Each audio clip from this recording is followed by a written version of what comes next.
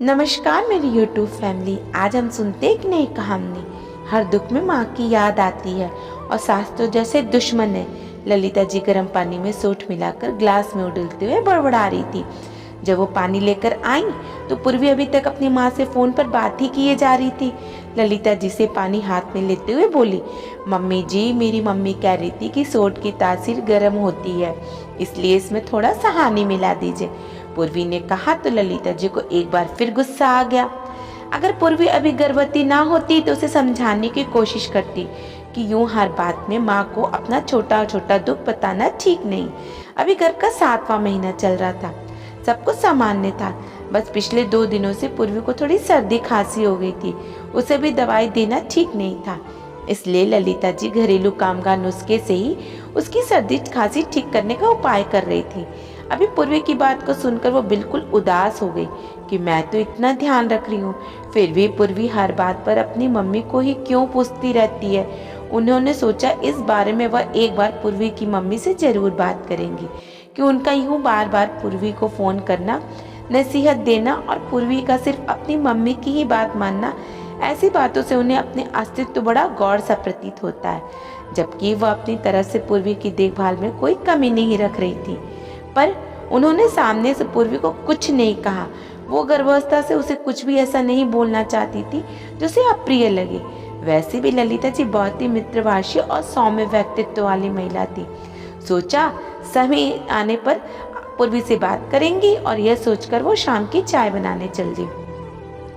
थोड़ी ही देर में शशांक और उसके पापा आने वाले थे। अभी शाम की चाय से फ्री हुए ही थे कि पूर्वी की मम्मी कृष्णा जी आ गई। वह बेटे के लिए बहुत सारा खाने पीने का सामान लेकर आई थी।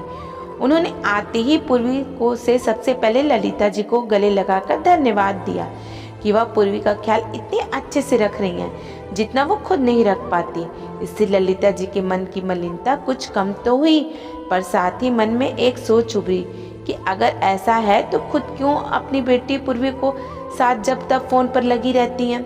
ललिता जी आज भी चाहकर भी नहीं कह पाई कि अगर पूर्वी का ध्यान वो बहुत अच्छे से रख रही हैं तो उसका बार बार पूर्वी की जिंदगी में दखल अंदाजी उनको पसंद नहीं है।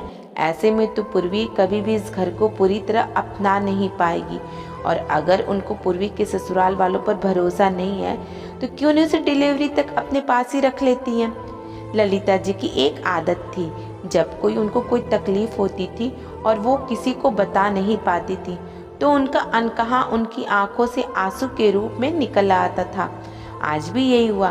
दोनों माँ बेटी जब आपस में बतिया रहे थे तो उनकी उपस्थिति को भी भूल गई, तो ललिता जी की आंखों में आंसू आ गए, जिन्हें छुपाने की वो रसोई घर की तरफ मुड़ गई। उनके पति कमलेश जी रसोई में पानी लेने आए थे कि अपनी पत्नी की आंखों में आंसू देखकर चौंक पड़े। पूछा तो अपने आंसू पूछकर वो चुपके से अपने पति के कानों में फुसफुसा कर बोली, ये जो पूर्वी अपनी हर समस्या हर दुख में अपनी माँ को याद करने लगती है, इससे उन्हें भी पूर्वी को समझने में बड़ी परेशानी हो रही है। क्या हम उसका अच्छे से ख्याल नहीं रख रहे हैं, जो हर बात पर कभी कभी अपनी मम्मी को फोन आ जाता है या कभी खुद आ टपकती हैं। कमलेश जी मुस्कुराते हुए बोले, माँ है वो, माँ और सास में कुछ तो अंतर होता है, तुम भी समझा करो। यूं अगर कृष्णा जी ने तुम्हें रोते हुए देख लिया तो क्या सोचेंगी, इस बारे में बात करेंगे। अभी बस रोना वोना छोड़ो, उनके साथ बैठो, वरना समधन को बुरा लगेगा। कमलेश जी का कहना सही था, अतः वह खुद को भरसक सामान्य बनाते हुए चाय बनाने लगी। चाय के उबलते पानी के साथ उनके मन में कई विचार एक साथ आ रहे थे। वो याद करने लगी कि कितनी खुश थी जब उनके लाडले बेटे शशांक की शादी थी। पूर्वी कैसी गुड़िया जैसी लग रही थी। 2 साल पहले जब लखनऊ के कॉलेज प्रोफेसर द्विवेदी जी की बेटी का रिश्ता जब उनके बेटे शशांक के लिए आया था तो उन्हें कुछ नज़दीकी रिश्तेदारों ने समझाया था कि एक ही शहर में मायका ससुराल दोनों होने से अक्सर परेशानी होती है। लड़कियां ससुराल को ठीक से अपना नहीं पाती। पर तब उसे पूर्वी बहुत भोली भाली मासूम सी लगी थी। उसके अलावा शशांक को भी पूर्वी बहुत पसंद आई थी।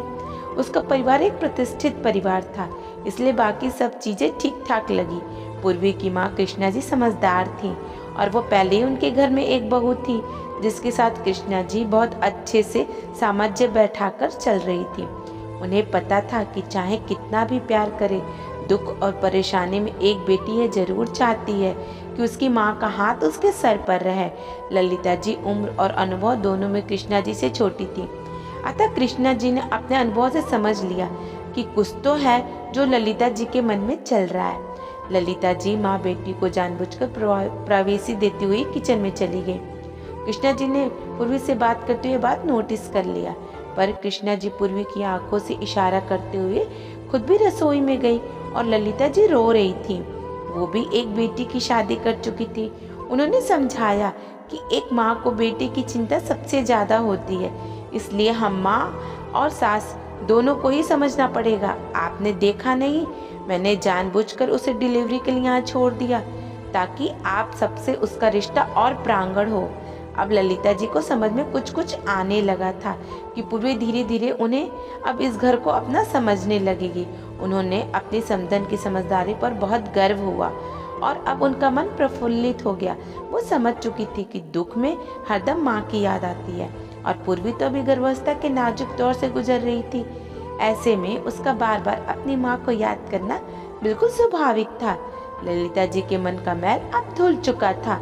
उन्हें अब पूर्वी और कृष्णा जी से कोई शिकायत नहीं थी, उल्टा वो कृष्णा जी का दिल से शुक्रगुजार थी जिन्होंने उन्हें कई काम की बातें बताई थी। कहाँ तो ललिता जी सोच रही थी कि कृष्णा जी जरूर अपनी बेटी को मेरे खिलाफ भड़का रही होंगी, और कहाँ तो पूर्वी और उनके बीच भावनाओं का पुल बनाने की कोशिश कर रही थी, जिससे कि उन दोनों में भी माँ बेटी की तरह एक अच्छा रिश्ता पनप सके। अगर इस कहानी ने आपके दिल को छुआ है तो सभी दोस्तों के साथ शेयर करें और हमारे चैनल को सब्सक्राइब कर लीजिएगा। धन्यवाद।